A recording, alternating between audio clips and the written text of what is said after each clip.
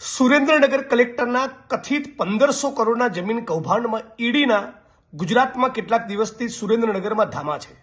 ગુજરાત પધારેલી ઈડીને એક સૂચન કરવા માંગુ છું.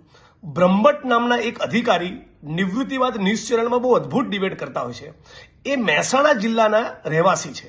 હું પણ મહેસાણાનો છું. મહેસાણાના ખદડપુર, સિરોસણાના બાલ્યાસણ ગામે એમણે અન્ય પોતાના સગાવાલાના મળતિયાઓના નામે કોઈ જમીનો ખરીદી છે. ઈડી જો આ મુદ્દે તપાસ કરે તો મને પાક્કો ભરોસો છે ખાલી હાથ વાપસ નહીં લૂંટના પડેગા. સાથોસાથ કોઈ શ્રેયા ઇન્ફ્રાસ્ટ્રક્ચરમાં એમનો મોટા મૂડીરોકાણ છે, અને જો હા તો એ એમના પગારના પ્રપોર્શનમાં હતા.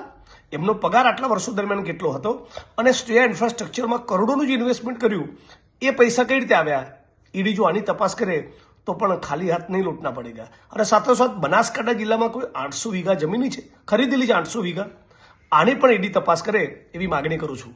ઈડીનો ગુજરાતનો ફેરો બ્રહ્મભટ્ટ સાહેબની મિલકતની તપાસ કરશે તો ચોક્કસ લેખે લાગશે.